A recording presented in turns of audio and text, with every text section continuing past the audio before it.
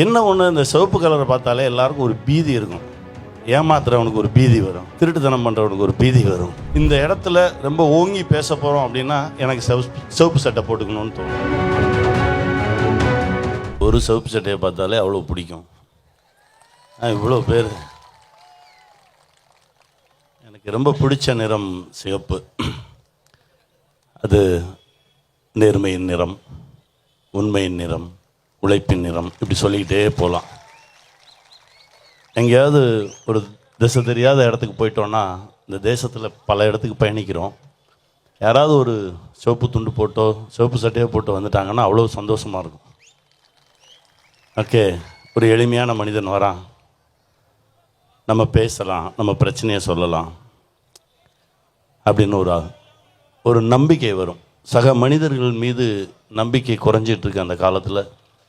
இந்த சிவப்பு தான் பல இடத்துல தாங்கி பிடிச்சிட்டே இருக்குது அப்படின்னு நான் நம்புகிறேன். சின்ன வயசுலேருந்தே சிவப்புன்னா ஒரு ஆசை. ஏன்னா எங்கள் அப்பா காங்கிரஸ், அவர் ஒரு காந்தியவாதி. எங்கள் மாமா கம்யூனிஸ்ட், எங்கள் அம்மாவுடைய சகோதரர். எங்கள் அப்பாவை பார்த்தா எல்லோரும் பேசுவாங்க, பழகுவாங்க. ஆனால் எங்கள் மாமா பார்த்தா ஒரு சின்ன மரியாதை கொடுப்பாங்க, எந்திரிப்பாங்க, வருவாங்க, போவாங்க. இது எனக்கு ரொம்ப பிடிக்கும். ஆனால் எங்கள் அப்பா எங்கள் மாமாவை மதிக்கவே மாட்டார். அவன் கிடக்கிறான்கிட்டே இருப்பார். இப்போது ஊரில் ஒரு சின்ன ஜாதி கலவரம் நடக்குது. ஒரே பரபரப்பாக இருக்காங்க. யாரும் எந்த திசைக்கும் போக முடியாது. காவல்துறை வராங்க. காவல்துறை சமாதான பேச்சுவார்த்தை நடத்துவதற்காக ஒரு சந்திப்பு நடத்துகிறாங்க. அதில் எல்லோரும் உட்கார்ந்துருக்காங்க.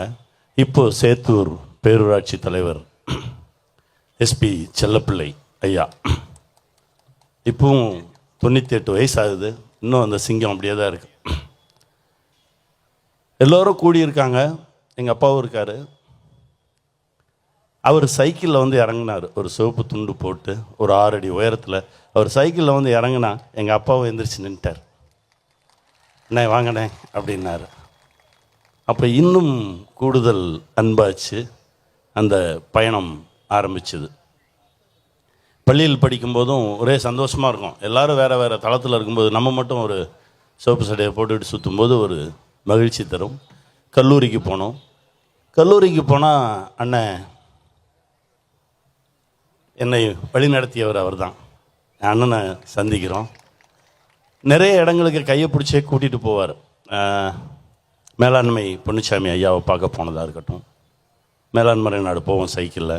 பாரதி கிருஷ்ணகுமார் அவர்கள் பேச்சை கேட்பதற்கு விருதுநகருக்கு போனோம் ஒரு முறை. அப்புறம் இந்த ஐயா எஸ்ஏபி ஐயா அவங்கள பார்க்குறதுக்கு போனோம். ஒவ்வொரு முறை ஒவ்வொரு ஆளுமைகளை சந்திக்கும் போதும் அது ரொம்ப அன்போடு. இப்போ கூட நான் ஒரு புத்தகம் கொடுத்தேன், படிச்சியா அப்படின்னாங்க. நான் பொய் சொல்ல மாட்டேன், உண்மைப்பட்டு தான் சொல்லுவேன். படிக்கலை, படி, நான் வச்சுருக்கேன் பத்திரமா, நான் படிச்சிடுறேன் அப்படின்னு சொன்னேன். அந்த அன்பு இருக்குல்ல, அது நம்மளை அடுத்தடுத்த தளத்துக்கு நகர்த்திட்டு போயிட்டே இருக்கும் அப்படின்னு நம்புகிறேன். கல்லூரி முடித்தாச்சு, சென்னை போயாச்சு. சென்னை போய் இறங்கினாலும் அங்கேயும் இந்த மாதிரி தோழர்களை சந்திக்கிறேன். உட்காந்துருக்காங்க ரோகிணிமா. எப்போ பார்த்தாலும் ஏதாவது ஒரு பஞ்சாயத்தை கையில் எடுத்து வச்சுக்கிட்டு இதுக்கு ஏதாவது ஒரு தீர்வு சொல்லணும் கனி, இதுக்கு ஏதாவது ஒரு தீர்வு சொல்லணும் கனின்னே போயிட்டு இருப்பாங்க. இப்போவும் கையில் ஒரு வாச்சாத்தி எடுத்து வச்சுருக்காங்க. அந்த மாதிரி ஒரு ஆளுமை. அந்த பயணம் போயிட்டே இருக்குது. எஸ்எஃப்ஐயில் மாநில மாநாடு கூட்டு போகிறாரு அண்ணன் சென்னைக்கு. அங்கே தலைமை தாங்கியவர் மேற்கு வங்காள முதலமைச்சர் ஜோதிபாஸ் அவர்கள். எல்லோரும் டீ வாங்குறதுக்காக வரிசையில் நிற்கிறோம். எனக்கு முன்னாடி அவர் நிற்கிறாரு. எனக்கு இன்னும் பெரிய ஆச்சரியமும் அதிர்ச்சியுமாக இருந்தது. சிஎம், ஆமாம் சிஎம், வெஸ்ட் பெங்கால் சிஎம், ஆமாம் சிஎம். அப்போ அவரை பார்க்குறேன், அவரோட பேசுகிறேன். ரொம்ப எளிமையாக எல்லாரோடையும் உட்காந்து பேசியிருந்தாங்க. அது இன்னும் ஒரு பெரிய ஆழத்தை உண்டாக்குச்சு. கடந்து வந்தோம். இயக்குநர்களை சந்திக்கும்போது எங்கள் டைரக்டர் வெற்றிமாறன் சார் ஒவ்வொரு முறை பார்க்கும்போதும் எங்கேயோ ஒரு சிவப்பு சிந்தனை வந்துக்கிட்டே இருக்கும். தரியுடன் அப்படின்னு ஒரு நாவல், அதாவது அவருடைய உதவியாளர் நண்பர் மணி இயக்குறாரு, சார் ப்ரொடியூஸ் பண்ணுறாரு. சங்கத்தலைவன் அப்படின்ற ஒரு படைப்பு அது எடுக்கிறோம். தறி தொழிலாளர்களுடைய பிரச்சனையை வச்சு இப்படி விசாரணை பண்ணும்போது ஒரு பழக்கம், அது வேறு தளத்துக்கு எடுத்துகிட்டு போகுது. விடுதலை பண்ணும்போது, வட சென்னை பண்ணும்போது, ஒவ்வொரு தளத்துக்கும் என் கூடவே என் கையை பிடித்து என்னுடைய இயக்குநர்கள் அப்படியே எடுத்துகிட்டு போனது.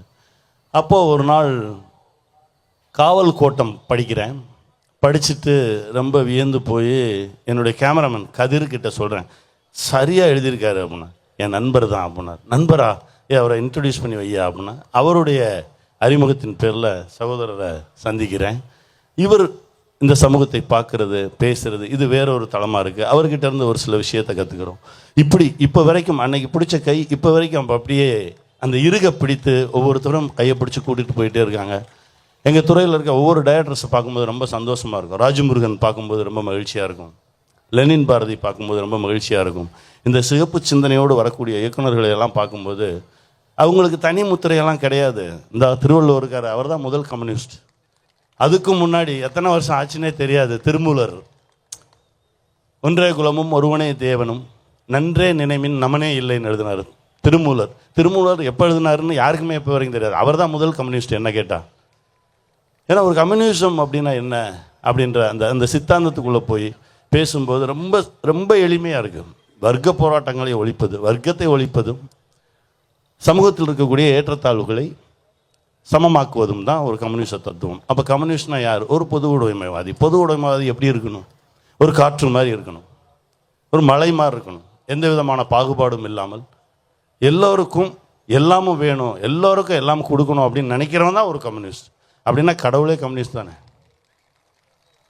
எந்த ஏற்றத்தாழ்வும் இல்லையே. அப்படி தான் நான் பார்க்குறேன். என்ன ஒன்று, இந்த சிவப்பு கலரை பார்த்தாலே எல்லாருக்கும் ஒரு பீதி இருக்கும்.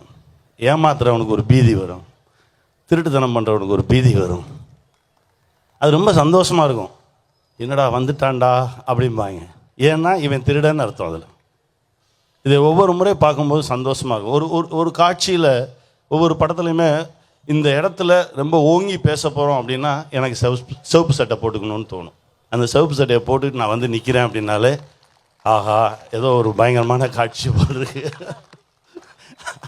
அப்படிம்பாங்க. இப்போ வரைக்கும் நான் அப்படி தான். இப்போ அடுத்து பண்ண போகிற கதையிலையும் இந்த இந்த 2 சீனுக்கு சிவப்பு சட்டை ரெடி பண்ணுங்கடா அவன் தான் எடுத்து வச்சிடும்.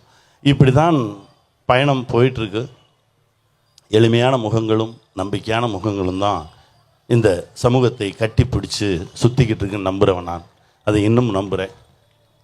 ஒன்று தான் எனக்கு, இந்த வடது இலதுன்றதுல தான் எனக்கு பெரிய உடன்பாடே கிடையாது. தீயில் நல்ல தீ கெட்ட தீன்னு எந்த தீயும் கிடையாது. தீ தான். அது ஒன்றா இருந்தால் இன்னும் மிகப்பெரிய சக்தியாக அது வெளிவரும் அப்படின்னு நம்புகிறவன் நான். அதை கம்யூனிஸ்ட் சம்மந்தப்பட்ட, அதாவது நம் தோழர்கள் சம்மந்தப்பட்ட எல்லா மேடையிலையும் பேசும்போது நான் எடுத்து முன்வைக்கிற ஒரு விஷயந்தான். அதை இந்த மேடையிலையும் வைக்கிறேன். ஒன்று சேருவோம், பெரிய மாற்றத்தை கொண்டு வருவோம். இதில் இந்த பக்கம் அந்த பக்கம்ன்றதெல்லாம் எனக்கு எந்த விதமான உடன்பாடும் இல்லை. தீ தான். வெல்லட்டும், வெல்வோம்.